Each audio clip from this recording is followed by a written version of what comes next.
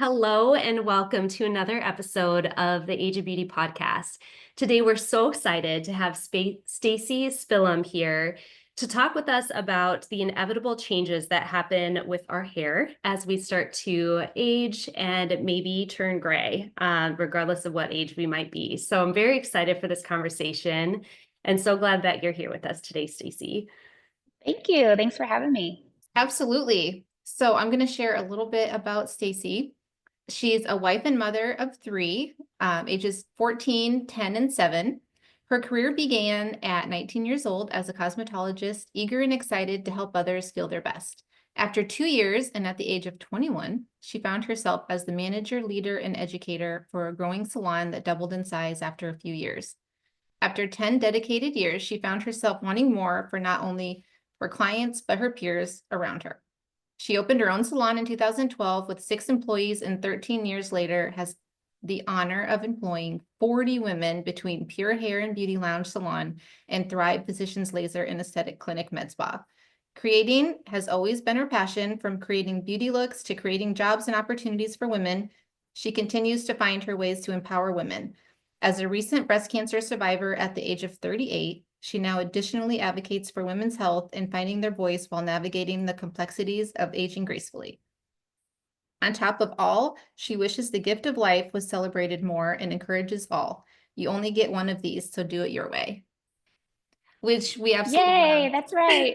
Yeah, it is so fun to hear your bio and just how entrepreneurial and creative you've been, and some challenges that you've had along the way too, but how you've turned that pain into purpose for supporting women, and just the alignment that we share in our mission between Age of Beauty podcast and the work you do is phenomenal. Well, thank you.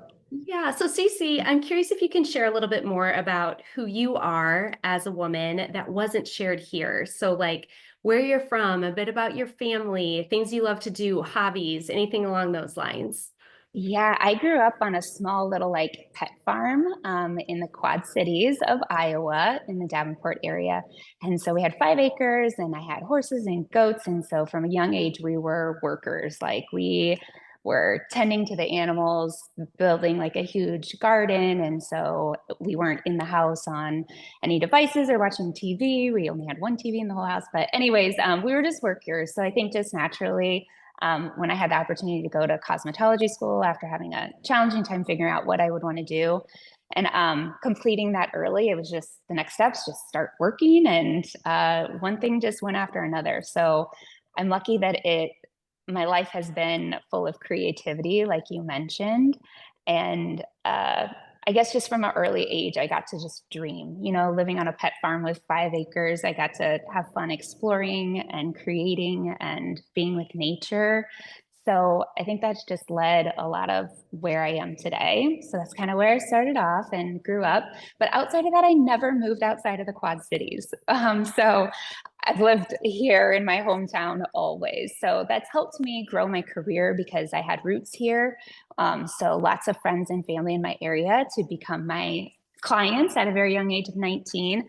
And they all have been, I've surrounded myself by very supportive people who have encouraged what I do and support what I do. And that helped me grow a career fast, and people wanted to join on board with kind of the missions that I was wanting. So yeah, that's in a snapshot. How did I do at answering that? Wonderful. I love it. And then I'm also curious too about like your family today, or any like interests that you have when you have free time and downtime, things you love to do. Yeah, we try to be outdoorsy too. So we golf. My oldest, my 14-year-old, is trying out for the golf team. So we try to stay outdoors a lot.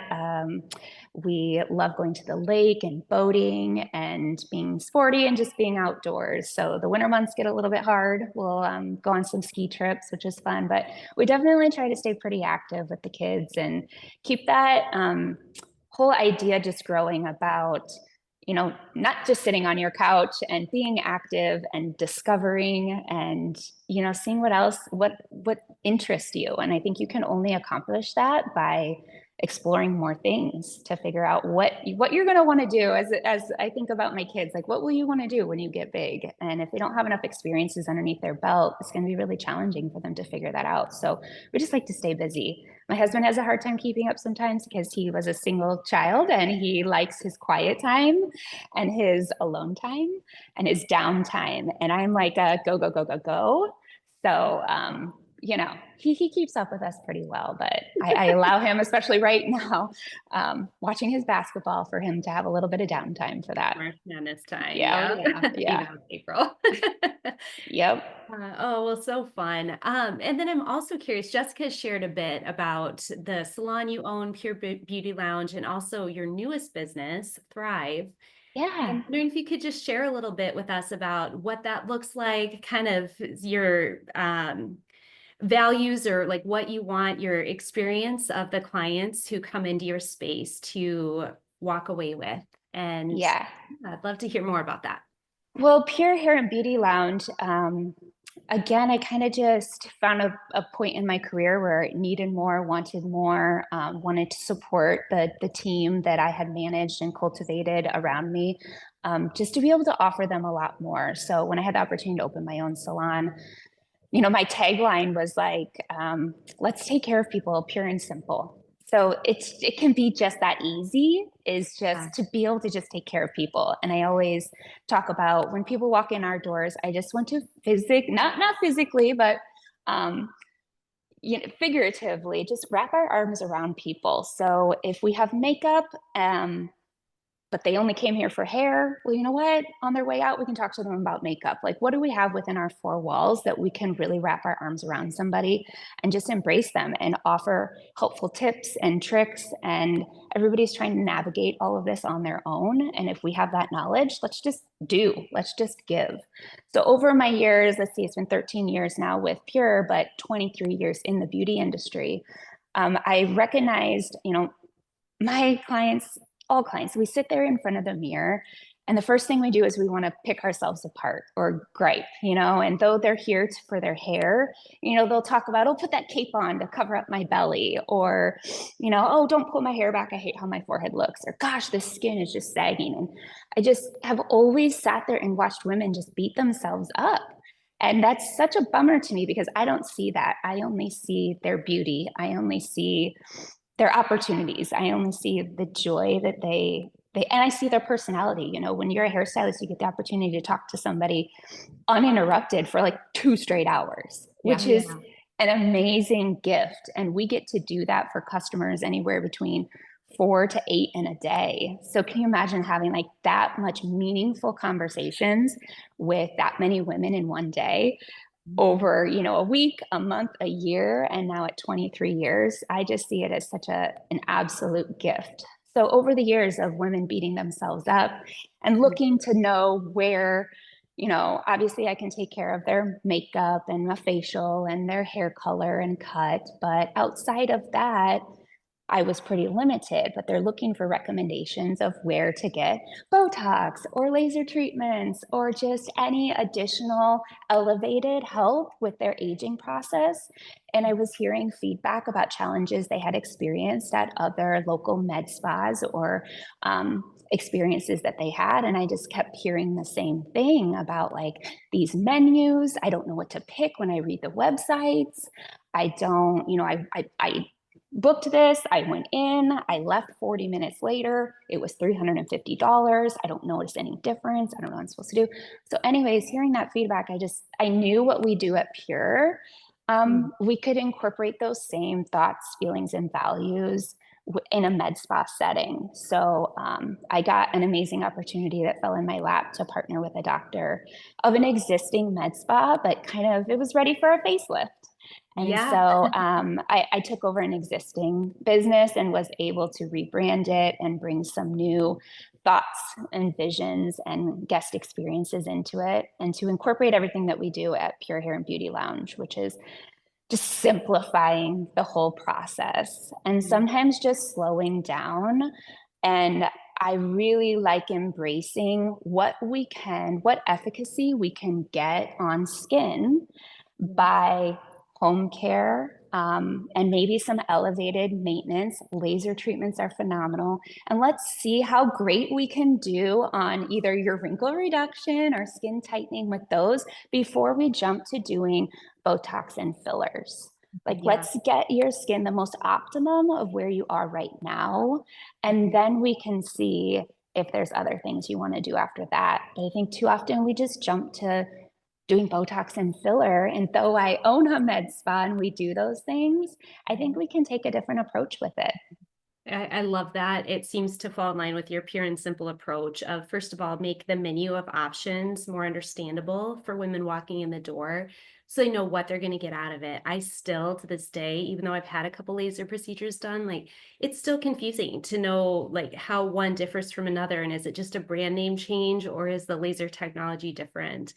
And so that process is overwhelming. And I also just hear this beautiful opportunity that you have to see inside women in a deeper way than what most of us get access to. And when you were talking about that tendency that your clients have and that I've had, and I think a lot of us struggle with it as women, to immediately focus on the flaws when we look at ourselves in the mirror, is something that we talk about in the Age of Beauty book. There's a whole thing, it's a part of a chapter called Mirror, Mirror on the Wall. And what I hear you saying, Stacey, is you can look at a woman in your chair at your salon or in your med spa and you see her beauty, even though she might not be seeing that. She might be more focused on her flaws. And you know, beauty is in the eyes of the beholder. Like, you're the beholder for those women in that moment. But the mirror on the wall exercise is about us becoming our own beholders of our own beauty and starting to change that narrative. Because my tendency is also to focus on the grays or focus on something that I want to change, instead of this like deeper essence of who I am and who every woman is who comes into your space, of really being beautiful, but being able to choose that for herself. Like, am I going to beat myself up just because it seems like the more socially acceptable thing to do for some crazy reason that I can't begin to understand? Am I going to look at myself in the eyes and like appreciate who I am as a mom and my heart or my smile or energy or whatever it is?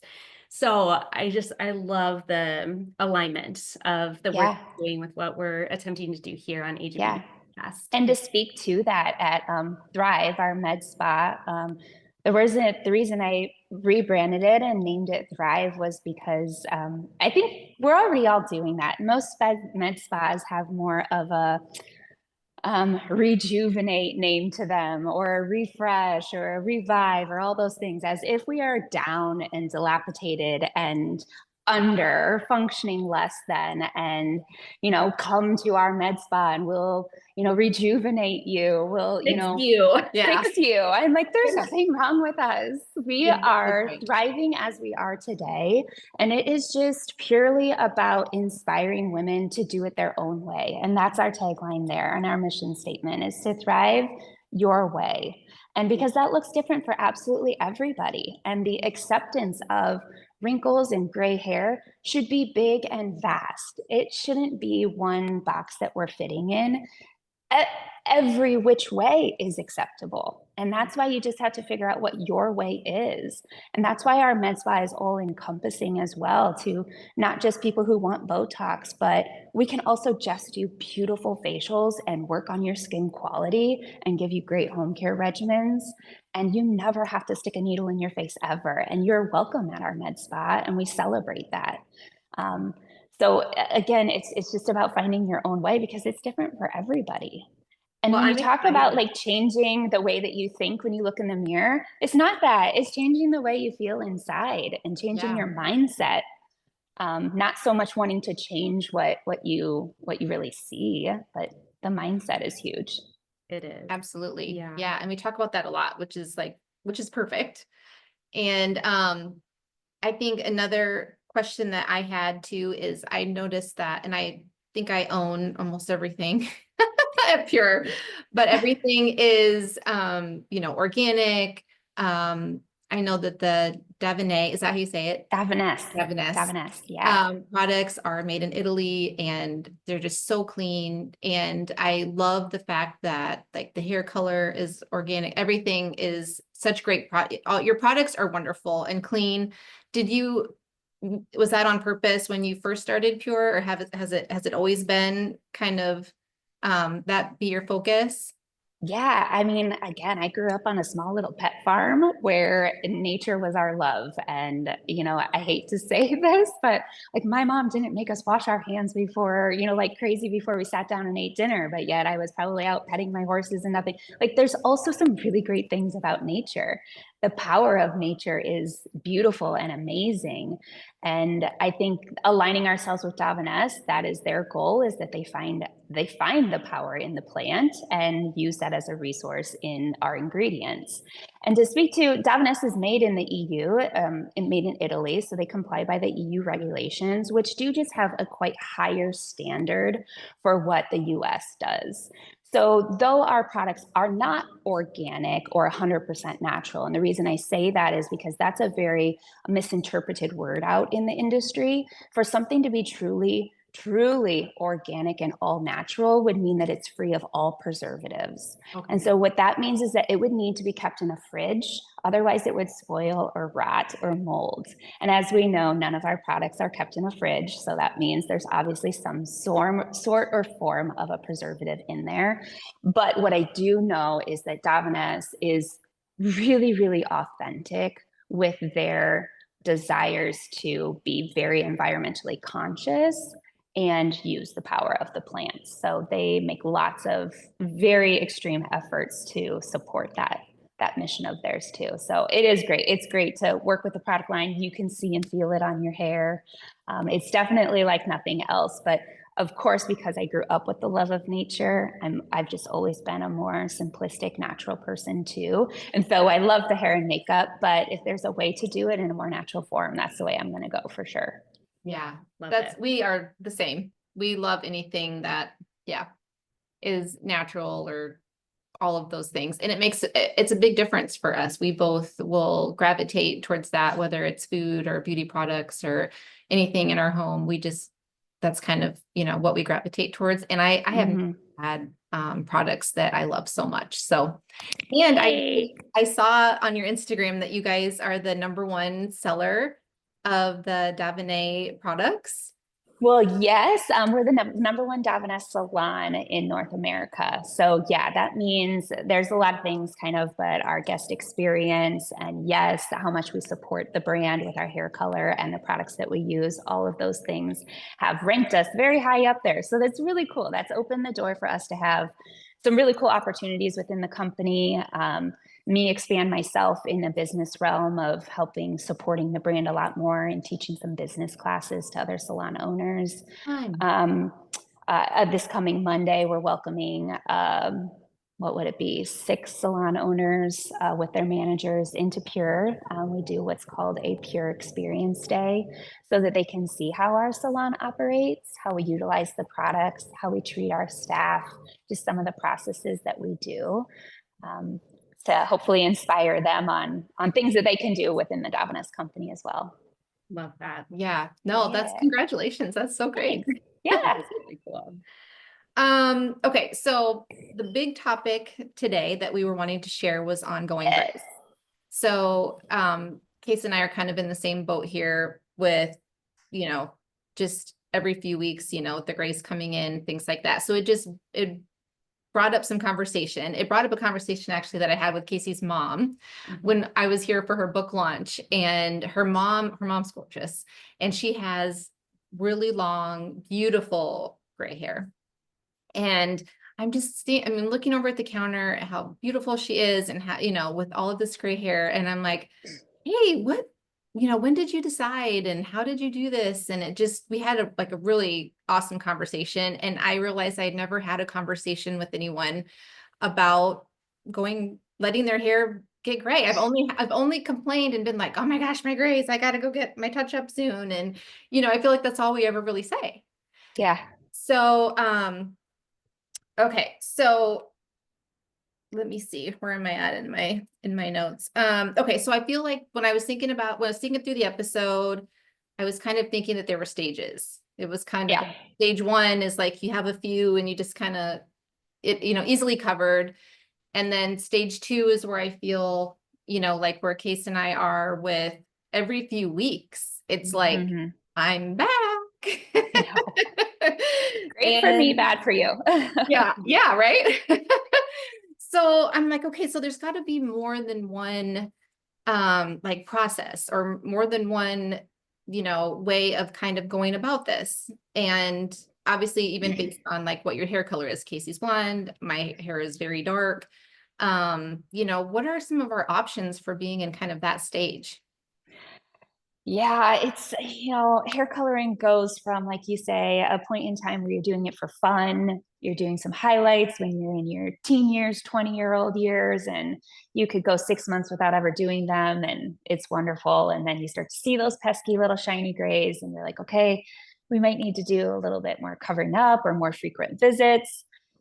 And then it's like you have no choice anymore. Now you're really into it. So all the things that you're saying, and then it's like, well, what gives, right? So I like to kind of analyze it with my customers, and oftentimes I'm the one who brings it up before them about like, what do you think about blending this out? Now I'm just different because I really view, you know, I want my clients' hair to look really good for longer than it looks bad.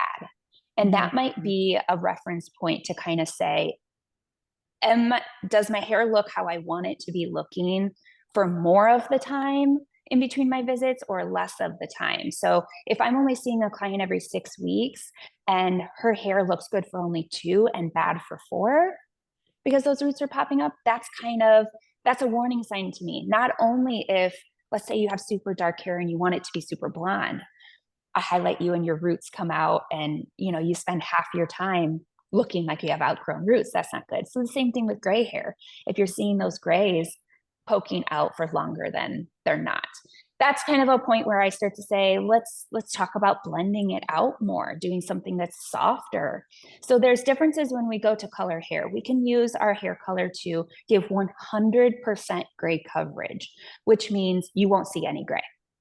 So however much is in there, we formulate our hair color and we make color choices off of our shelf of, 150 different tubes of color that give us that 100% coverage versus choosing our color product that maybe gives a softening to that look, so that instead of seeing your natural dark hair with, let's say, 50% of white hair, that's what gives like a real salt and pepper look.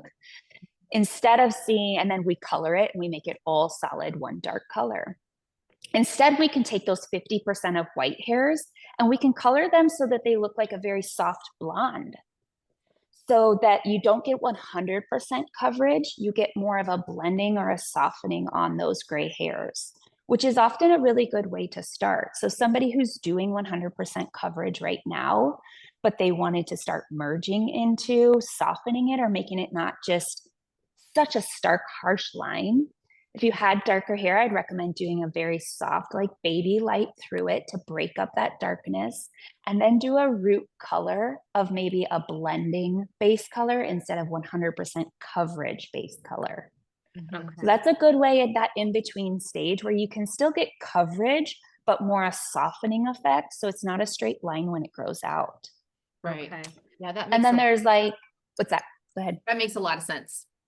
And then there's, moving to the phase where like it's within 2 weeks you're seeing it. And now you're not to 50% white and dark. It's more like 80% white with only 20% of your darker natural, or 100% white. And as hairstylists, that's how we kind of gauge it. When we go to formulate hair color, we'll often say, well, what percentage of gray are they? 25% gray would mean that 75% is your natural darker color that you were born with or used to it. And then 25% of it is the white hairs. So often the combination gives it the appearance of gray, but typically there's just going to be white hairs in there. And then obviously 50-50 gives a very salt and pepper look. And then the 100% white is just white. So once you get to that 100% white, I find it does get very challenging to give that 100% gray coverage. You're really just showing up to the salon a ton, which if you're not ready to see that gray, that's okay too. It's your way, this is your life. You get the choice of which way you want to go with it. So honestly, some people are not bothered by coming to the salon that frequently. Sometimes it's their only way to get away from their husband or to have some quiet time to themselves. So it's not bothersome, but other people are ready to move on from it and don't want to feel like they're a prisoner to the salon and have to make sure, that they're in there all the time. So it gets to be personal preference, but I'll kind of throw it back to you on what other questions that kind of presents. I have a question around Yeah. that. So, I am probably around like stage 2, I would guess, in terms of like maybe 25, and I have it pretty well covered right now, but like maybe 25% grays. And I had made a pivot. I've sort of always been about this little bit warmer blonde color. But I started covering my roots a little bit darker, almost like the new Olsen dip, if you will, that I've seen. Mm-hmm. Like, Yeah. and yet what I'm hearing you say is if you go with like a darker, more stark contrast that maybe offers a little bit more fuller coverage, when it does grow out, there could be like a line almost of, Very noticeable. yes. And so I think I was going to lean that route to like continue doing that. But based on what you're sharing, I think I'm going to go a little bit lighter with like my base color that I go in even for root touch-ups every so often. Yeah. And just sort of change my approach with it. Yeah. Because you could either go, again, yes, you could go lighter. The lighter you go, think about white hair. The further you go away from white, if white is the lightest and, black hair is the darkest, us hairstylists live on a range of 1 is our darkest, 10 is our lightest. So we can say 10 is those white hairs. Anywhere in between. And Jessica, you're at like maybe a 4 is where the level you're at. So if you have white hairs up here at a 10 and your base color is a 4, that is a lot of level and range of difference between the two. So it will be very noticeable. The lighter that you go, so you are sitting more at like a level 8, 7, 8 for your natural color, which is a lot closer to a 10. So you're not going to notice that stark difference quite as much, but you could also do still a darker base, but one that leaves a little bit more transparency for a few of those grays to not look gray, but maybe to be tinted down to like a soft blonde. So you can still get that depth that you're desiring, just not the 100% coverage. So that's a good thing to speak with hairstylists about is there an option for me to get some blending without having 100% coverage on my gray? Okay. And you still might be able to find something in between of what you're looking for, of having that depth for that new trend. And then also not being, feeling like you have to go to the salon all the time too. Yeah, I love that. And then we've talked a lot about kind of the covering up process for those clients that come in and they're a little further in the process. They maybe are at 50+% white/gray hair, and they're ready for transition. Like they're ready to just accept the gray. They're comfortable, waiting a long time between appointments or just, slowly moving in that direction. What sort of approaches do you have for those clients? Yeah, a couple, definitely it's case by case, depending on how dark, how light, all of those things, how long their hair is too. Because if they have really short hair, we might just be able to foil through the darkness and get a lighter appearance and let it grow, because in 6 months, it'll all be cut off. But if somebody has longer hair, they say hair grows about half an inch, a quarter to half an inch a month. So when your hair is about this, down maybe to your chest, below shoulders, you're looking at that hair being 3 to 4 years old. So to grow that all out, if you want to maintain length, that's going to take a really long time. So we would definitely start navigating with some highlighting options, which would be breaking through how solid your all over color is. So if you're 50% gray, you have 50% of dimension in there, variation in color. It's not 100% one color. Yeah. So if you are all one solid dark brown color or even a medium blonde, we have to create variation in there so that it can mimic your hair's natural variation as it grows in with the grays. So I would recommend baby highlighting is a really good first step, making sure that those highlights get all the way up to a very light, almost white color, and get them toned nice so that they're not brassy. Brassy is not going to help anything. It's not going to help blend white gray hair out. So starting with that and continuing to do that, depending on how gray they are, continuing to just highlight and highlight to help that blending process. Okay. So that's one option. Otherwise, going back to kind of what I had suggested, where instead of taking your 100% gray coverage color, you can start every time you go in to get your roots retouched, start using a softer color that doesn't have 100%. So over time, you slowly start to incorporate that variation that your hair is now naturally having. And then you might do that for a year or two, and then you'll be ready to really break through with highlights and then let it go after that. Yeah. So it's interesting. We can do that whole phase. I had one client that we did it. She got there and then she's like, I just don't like how I look. She's like, I actually loved my time. She's like, now she was coming in for haircuts every 6 weeks instead of her hair colors and cuts. Like, I think we used to do like 5 weeks.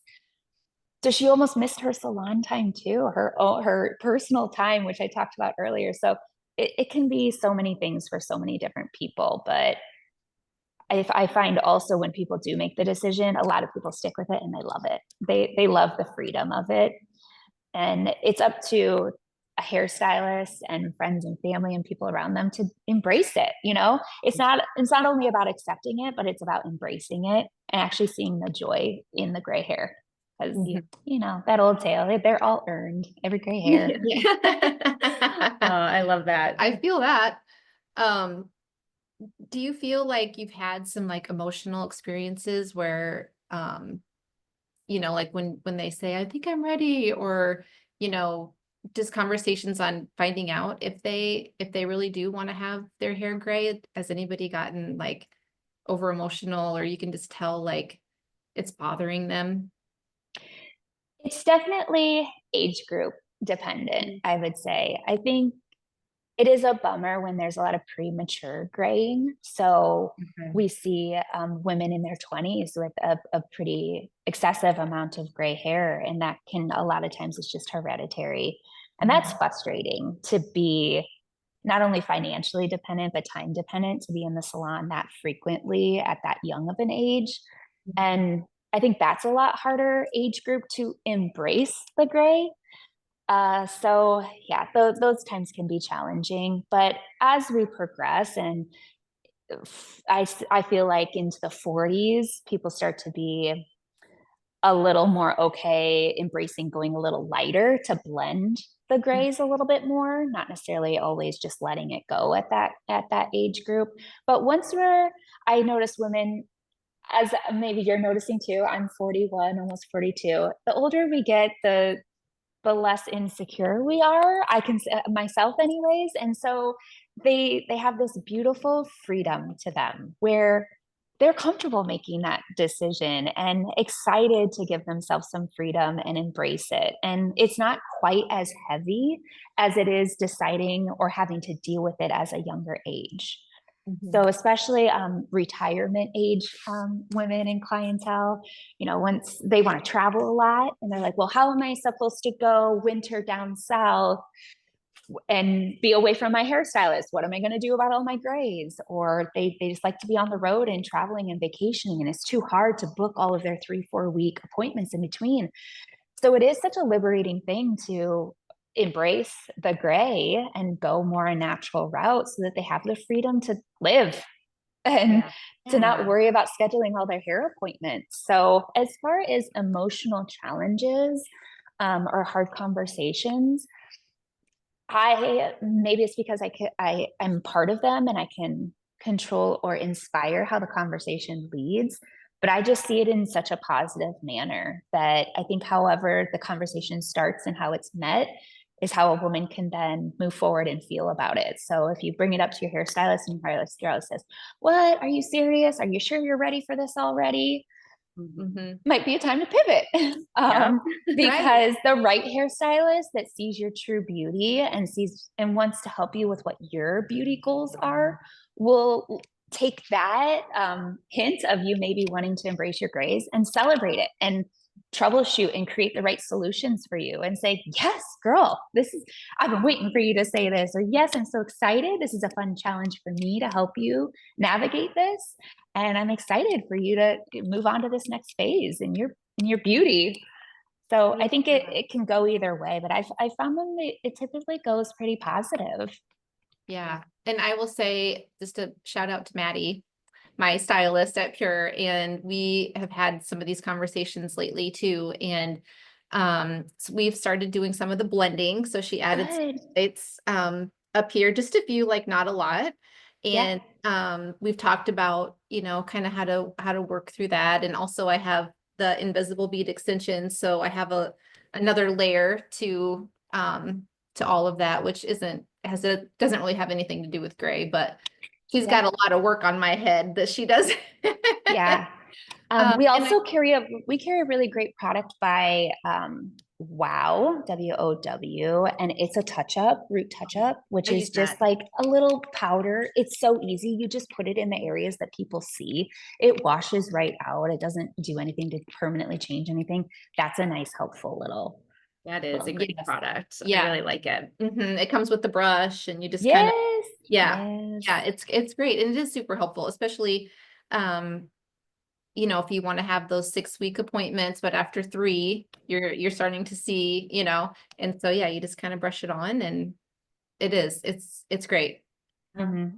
I was just curious, Stacey, if we step away from the gray conversation for a moment, but still talk about women kind of in our age range, like 40s, 50s, beyond, let's say more that 40-50 range. What other trends are you seeing as it relates to maybe color or cuts or extensions or anything else that seems to be coming forward as a current trend for women in our age range?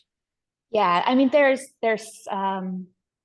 popular trends, like you're saying, and then there's just trends for our age group. So as far as popular trends go, it is still like a soft beachy wave that's happening, still just soft lived in hair color.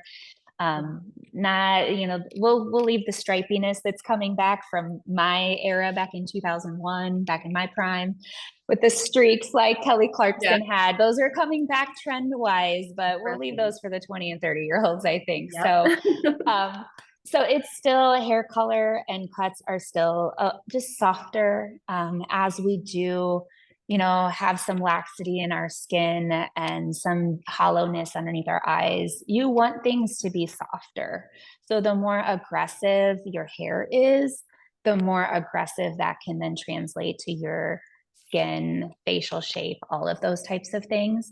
And then there's just the other side of our creativeness, which is like, if you just want that to be your standout look, so sometimes a harsh, dark, sharp cut bob doesn't necessarily give you that softened look, but it's your vibe. It's what you want to do. So I always, clients will always sit down and say, well, what's the trends? What should I do right now? What's popular? And it's more about you. We don't have to chase trends. Sometimes you might have this signature look about yourself. Like, let's not mess with it, right? Like, you own this look. So we celebrate that. But as far as trends in this age group of 40 and 50-year-olds, obviously menopause, perimenopause is what we're all going, if you're not experiencing it yet, you're going to be. It's inevitable. And so hair loss is a really big challenge when we're facing that age group. Let me grab a sip of water. Excuse me. So hair loss. So that's where hair extensions can come in, which is a really nice option. We do full head extensions as far as sewn in ones, as well as tape in, and we do partials. So we find that in the 40 and 50 age group is very, very popular. And it's a lot of people are gatekeepers about it, but I like to tell my clients, I'm like, girl, half the people you're seeing at the PTA meeting or, walking around, they have extensions too. So, it's a very normal thing to be able to add sometimes a partial, just a couple extra tape in extensions around your face to Mhm. help with the loss that happens a lot hormonally in the temple area. So that's going to be the most common thing that we see when it comes to hormones and your body fluctuating, is that hair loss. A lot of times it's going to happen at the most important space, which is right around our face.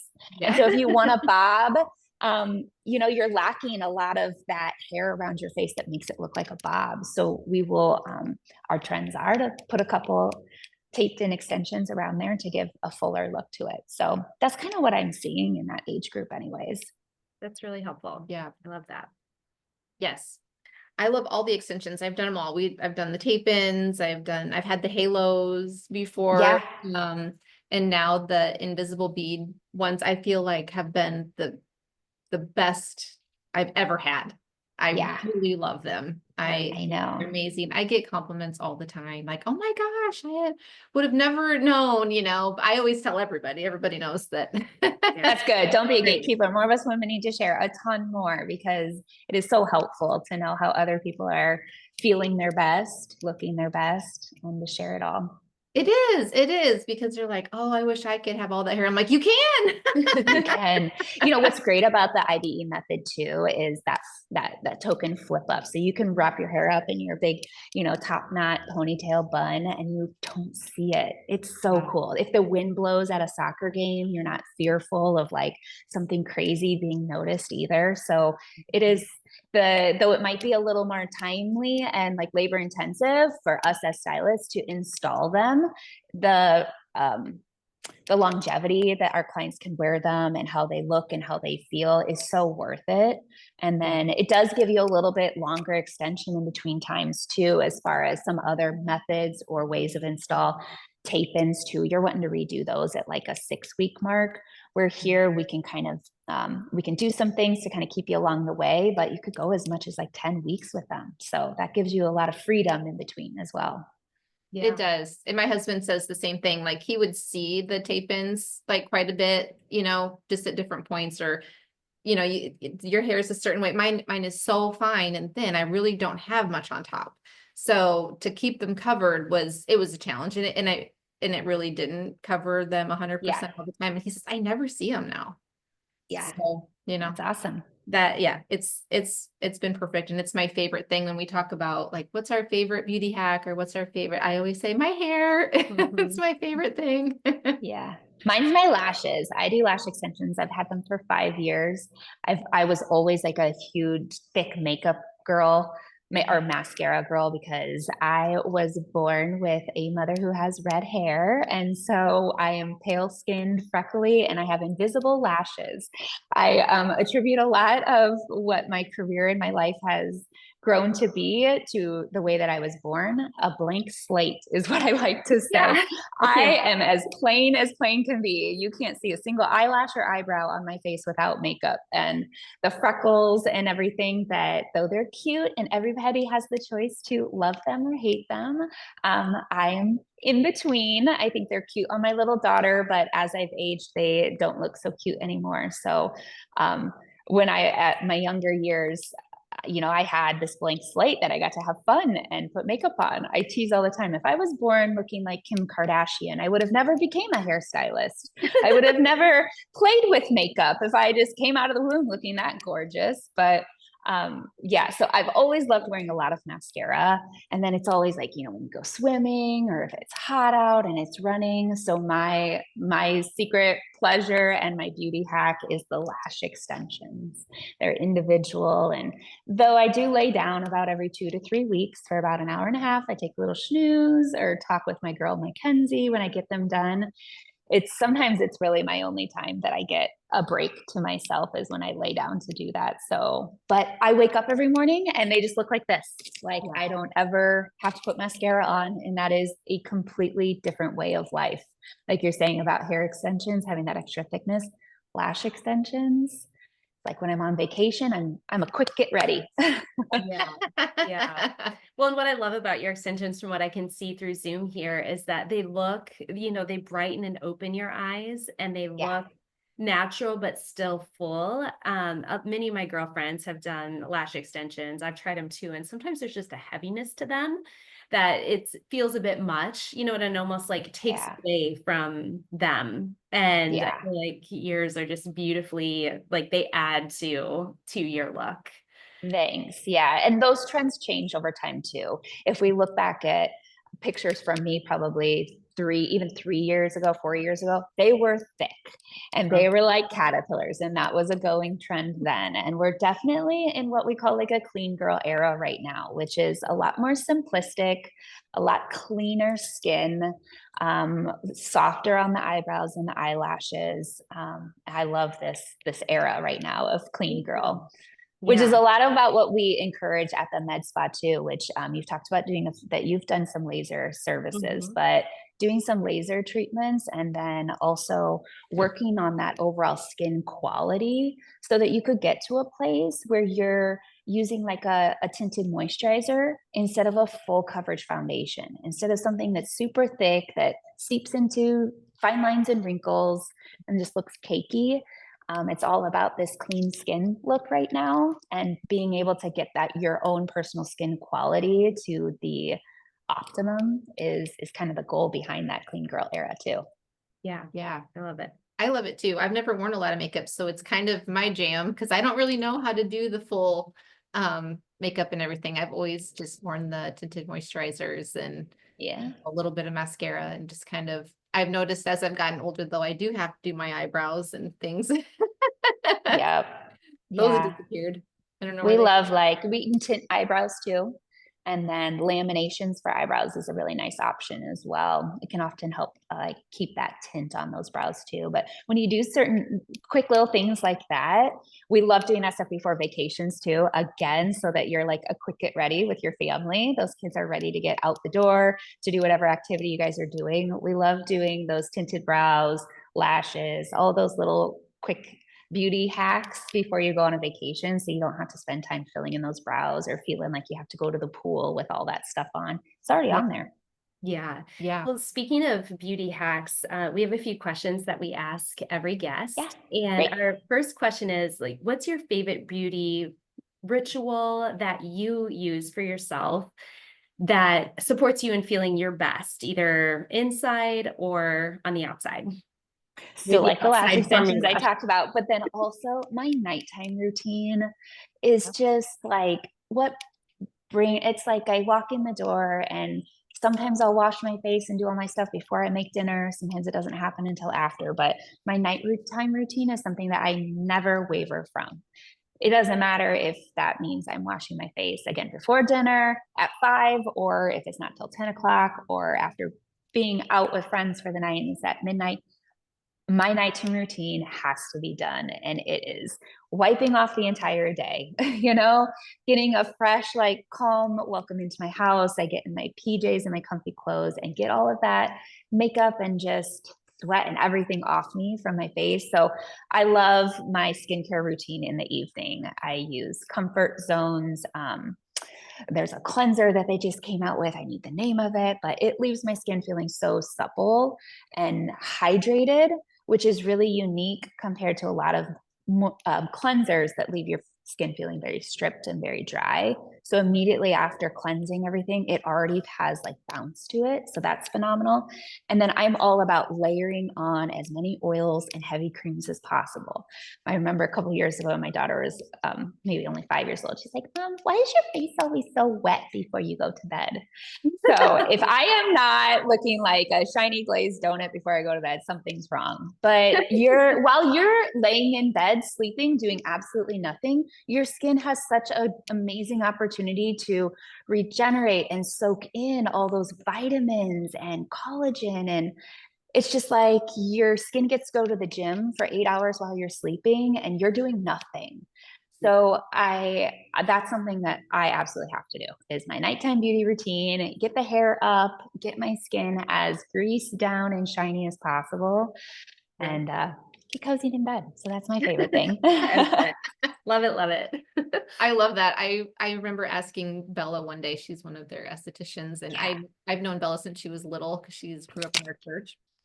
And I'm like, Bella, what all should I get? What are you putting on your face? And she's like, I'm an oil slick before I go to bed. And I'm Yes. like, what? She goes, oh yeah, I'm putting everything on my face and it's just like oily before I go to bed. And I was laughing. And so it's funny that you said kind of the similar thing.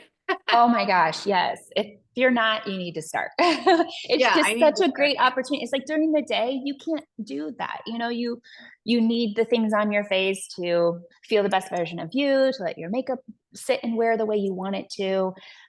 You can't be all greased up. You walk outside and the wind blows and then your hair's like stuck to your face. But the nighttime is just such a great opportunity to layer all that stuff on. There definitely should be some different products that you're using different from your morning to your nighttime routine. Right. That's a must for sure. So what specifically? Because I might need to buy some of these things. I wish I had them right here because what I am just all about what a product does. Yeah. I don't get too hung. I mean, I love hearing about the ingredients and I think that's super important, but I sometimes I don't even know the name of it. There's new glow drops, you guys, that Comfort Zone just came out with. That's also made by Davines. So that's their skincare line, is called Comfort Zone. And glow drops, they come in this little dropper bottle. There's all these amazing ingredients. They separate, so you got to shake it up so that they get back together. But if you want to glow before you go to bed and shine, glow drops are what you need. At Thrive, we have a product from Revision. That's the skincare line, and it is their Derm Protect Barrier Cream. I use that at night. I actually use it daytime and night, but it is so thick and it's just amazing. So I'll put that, the glow drops on first, and then I'll put that barrier defense on top of it. So those are two really great things that I use. I'm incredibly dry though. So because I had breast cancer and mine was a hormone breast cancer, I can't have any hormones in my body at all. So not only have I had a full hysterectomy, but I also take medications to cut out the rest of the hormones that are made in fat cells, adrenal glands, thyroid. So I'm as stripped down as you can possibly get, which is an interesting thing to try to navigate. But that's why I use incredibly thick creams and serums to keep that hydration in my skin. But those are my two favorite things. And anybody can use those at nighttime, to really soak in. So those are huge recommendations for 40, 50, 60-year-olds, those two. I love it. But I'll get you a lineup next time you're in the salon. I'll make sure you have a full rundown of it. That sounds good. I've used the nighttime remedy, and then I do have the comfort serum. I got like a sample of it along the line somewhere. Oh, yeah. I need to dig that out. I don't think I've tried it yet. So yeah, there's a lot of really great ones. So Davines has their Comfort Zone, which is obviously the power of plants, as we've spoken about today. And so when I joined the MedSpa, I then dove in and tried all 100%, all the like medical grade MedSpa products. And it almost became too active for my skin, even though I needed hydration. And I, of course, want to do pore minimizing and line minimizing and collagen production. When I jumped all in, and it can be from doing it all at one time too, your skin kind of has a freak out, but then also it was just way too active for my skin. So I found when I went back to doing a couple of my Comfort Zone, more natural, softer products and paired it with a couple active ingredients or active products that the MedSpa carries, I found that that's the perfect combination for me. And I definitely, once I hit 40 years old and given my health circumstances, needed something with a tad bit more power than what Comfort Zone was providing. So there's let me see, the PCA is a product line we carry at Thrive, and they have a Pro Max is what it's called. And I use that in my just like in this area, because I have a little bit larger pores, and in this area where I'm starting to see a little creping of my skin, and it gives such a beautiful finish for then my moisture tint to lay on top of. So I really like that combination as well. Okay. Oh, that's so helpful. It is. We're getting the goods today. Yeah. When you were talking about your skin routine, I just wanted to bring this up. So I started following Pure, like probably pretty soon after I started being a client there. And I saw that you were doing like a get ready with me video one day. And so I went to watch it and I was like, because I was like, okay, so she owns a salon and I need to know what she's putting on her face because I always wanted to, Yeah. And it was your 40th birthday Oh, and yeah. you were getting ready and your perspective has stuck with me for so long. So Stacey was saying, okay, oh, it's my birthday and I'm 40 and I'm putting all the, and she was getting ready for the day. And she's like, and I just, don't ever want anybody to feel upset about their birthday because, Oh, you're gonna make me cry. I know it's I'm one of my sorry. most like passionate things. Yes. Go ahead. Keep going. And I of course knew that, that you were going through cancer, being in the salon quite a bit. And I would always ask Maddie how you're doing. And but you were like, I am here and not everybody gets to say that. And so I'm celebrating being 40 today. And it really did change my perspective on aging a ton. And it has stuck with me. And I just can visualize that video. And is also one of the reasons I wanted to have you on today, because I knew just from that video, your heart for beauty and aging and everything like that. So I just wanted to let you know that really, whenever you put things on, I love you never know that. how, if what people think or whatever, but it did really make an impact on me. Oh, I love that. Thanks for sharing that. That Absolutely. came, I think I mentioned it in that video that it was my client Robin years ago. And I got the gift of hearing that from her at a pretty young age for me. I had just still been in my 20s maybe. And I remember she was in for her appointment and it was her birthday. And she's just a really positive, beautiful soul anyways. But, whether it was 50 or 60, whatever she was turning, I was like, oh, how do you feel about turning 60? And she's like, I'm so ecstatic. Do you know how many people don't get to turn 60? She's like, I love it. I embrace all of my birthdays. And so I can't necessarily take credit for it, but continuing to share her thought process on it and her mindset is what I can continue to do. But that's just how I feel. And I just hope that nobody has to go through a terrible challenge in their life to realize how beautiful and what a gift life is, So sometimes it sucks that you don't recognize it until you hit a pretty low point. Excuse me. But no, it's okay. Yeah, I think you cry almost every episode. I do. Oh, that's good to hear. Good space for this, Stacey. Yeah, it's just, it's crazy when people say like what a gift getting cancer is, because it's like the worst thing that can ever happen. But you also get this beautiful mindset and a new set of lenses to look through at things. And I'm incredibly thankful for that, though it has posed a lot of other challenges in my life.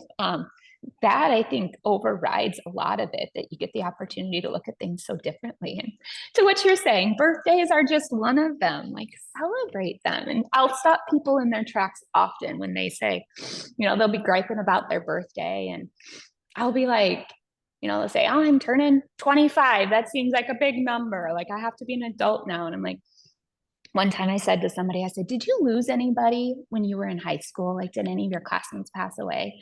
Oh, yeah, such and such. And I'll be like, wouldn't he be so excited today to turn 25? So it's like, sometimes I just got to give people those like gut punches, because if it can change their perspective moving forward, it's worth it to me. But I also just, I think it's a beautiful perspective. So thanks for bringing it up and sharing it. Yeah, it is. We've had several stories just in our short amount of time recording about birthdays. And we just kind of discussed maybe that being something that we kind of bring into almost every episode. And then maybe even have people start sharing like birthday pictures with us, and we'll put it on our Instagram or something, and just really start celebrating birthdays and just encouraging people to make it a big deal and change their mindset around it. And like maybe we can kind of facilitate that a little bit more, because it seems like it's a big deal, and the negative feelings around it are definitely more prominent than the positive ones. So and I'm not even like a big, like, I don't need a week celebration. I don't even need a big day celebration. Like, it doesn't have to be a big deal. I'm just honored to turn another year old. I just think it's truly a gift. And when I see women now, I'm going to be turning 42, and with going through the health challenge that I have, you question and you wonder what your life expectancy is going to be. And so when I see somebody turning 60 and 70 and either griping about it or being ashamed or embarrassed of it, I'm just like, oh my God, I hope I get to be 60, like I meet them with like so much energy and excitement, like how lucky they are to be it. And I hope I get to be. And I think that's how we should look at all people of those ages above us, that what a gift it is. It is. It is a gift, and we do need to celebrate it more. Yes. Yeah. Cheers to that. Yeah. So along those lines, you've gained a lot of perspective from having gone through some of the lows and having cancer as part of your story. I'm curious what you would share with your younger self today about aging. Or about what life is like where you are to your I'm younger. probably not going to be alone at all in this comment, but definitely caring more about what you're putting in your body, how you're treating your body, all of those things, because you only get one of them. I say that about skin too, like you're only going to get one face, so take good care of it. You're only going to get one body, so take good care of it. So definitely caring more about diet and sleep habits and all of those things. But at the same time, I'm like, well, that might mean that I would have had less fun or, whatnot. Would I have changed that? No, because I love, my whole journey. I've loved every stage of it. But I just taking care of yourself and knowing that this vessel, this body is going to be with you for the long haul. So what challenges do you want to have to navigate, when you're in your 50s and 60s and 70s? And of course, in your 20s, it's really hard to ever get a 20-year-old to have that foresight and think about that in the future. But yeah, just taking care of your body, because it's going to go through a lot, and you're never going to, I am thankful that I've had a job that kept me on my feet my entire career. So for that, I don't even know how many miles we walk in a day when we stand on our feet all day. But when I got that diagnosis at 38, you got to be ready for one of the biggest battles of your life. And if you're not in good shape for it, if you're not healthy or know how to be healthy and take care of your body as you're ready to navigate one of the hardest things you'll go through, you're going to have a lot harder time going through it. Mm-hmm. So to that point, that I have generally lived a pretty healthy lifestyle, when it came down to my options for treating cancer, I got to go down the route that was the best because I was healthy enough to do it. Yeah. And I didn't have to pause in treatment or cut back or anything. And again, you can do everything right and be healthy and still your body reacts in certain ways. I'm not saying that, but I had more opportunities to fight my cancer in different ways because I was healthier. And so I still look back and wish I could have been even more, but yeah, to my younger self, care about what you're putting in your body. Yeah. All those Red Bull shots probably weren't good. This girl right here was the only healthy 20-year-old I've ever met. She knew all the things back in the day. And I say all the time that if I would have just listened to her, she was my best friend in college. And I thought she was nuts. And I did not You were onto something. Any of the stuff she was doing. And I'm like, why didn't I just listen to Casey or just do some of the things that she did? I would have been a lot better off, let me tell you. You probably had a little bit more fun in college. I had a lot more fun in college. I had fun too. College was awesome. See, that's what I'm talking about. Sometimes there's a give and take. Oh gosh. Yes. So yeah. But I did have a lot of quote unquote fun in my younger years. And it did lead to like a very early, I was just talking with one of my team members about it this morning. I had stomach ulcers at a very young age because of what I was putting in my body. Those never really fully heal or go away. So I have to navigate, what I eat and drink and all of those things and have different flare-ups with those. And that's not fun. And it was all because of this pure, sweet, young body I was putting really terrible things into at a young age. So maybe there should have just been a different option. I chose no, but doing less of that, doing a lot less of that, and just knowing how much harm that stuff can cause to your body. Again, it stays with you the whole rest of your life. So Yeah. to that point. Absolutely. Okay, the last question. What is like a weird quirk or something that somebody like your husband or close friend would say is annoying or a quirk or something like that? Oh gosh, you know what? My husband would have a whole list. We'd do another hour with the quirks he thinks I have. One my own pet peeve, but definitely my husband's number one pet peeve is I'm a creative. He is an accountant and in finance. Those are two completely different brains. Yeah. So we share a closet. We're lucky it's a nice size closet, but he's over here to the right. And he not only are all of his business work shirts in rainbow order, but they are just everything is my side of the closet looks like a bomb went off. And I hate that. I hate it for myself. I hate it for him. He hates seeing it. And about once a month, I'll say, okay, today I call it managing my wardrobe. I got to put all the things that I've tried on and didn't like back on their hangers because they're not dirty. I just put it on and wasn't feeling it that day. And just instead of putting it on the hanger, I put it on the ottoman. And that's stupid. And I wish I could change it. I'm working on it. And you're creative. Please tell me you guys do it too. No, I'm kidding. But Oh gosh, Yep. I have my own closet, so that helps. And it is like I have stuff on the floor in there, and Jeremy's it's smaller, but yeah, it's hung up and put away, and he's an engineer, and oh yeah, there you go. yeah. So, but oh my gosh, her husband, he has more clothes than she does, and He it's all might. of his suits. I mean, I think Wow. like he has more, and it is like lined up, and his Yeah. suit jackets, and He's got some OCD tendencies. Yeah. I think in college for a little while, he would do like 2 fingers between each hanger. Wow. Yeah. So I try to keep my side a little cleaner. However, yeah, at least 2 to 3 times a week I go in there and it's just like, wow, what happened? All of a sudden it like the floor was clean and then there's 10 to 15 things on the floor and you can't even walk. Or sometimes I it'll know. take me a week to unpack after getting back from vacation. Oh, The yeah. suitcase is just sitting there wide open. Definitely. Over it. 100%. 100%. And So, sometimes you're like, you know what? I have another trip in 2 months. I might as well just lay the suitcase out. yeah. Let Yeah. it sit in my, yeah, because currently that's what's happening. I have a suitcase wide open, just waiting to be packed again from my last trip.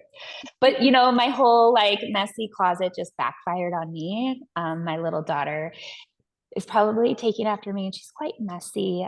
So we're really working on her being responsible and cleaning up her bedroom. So the other day I said that, remember, you want to be a big girl and you want to clean up your room. And she's like, yeah, but look at your closet, Mom. And I'm like, we're not talking about that right now. You.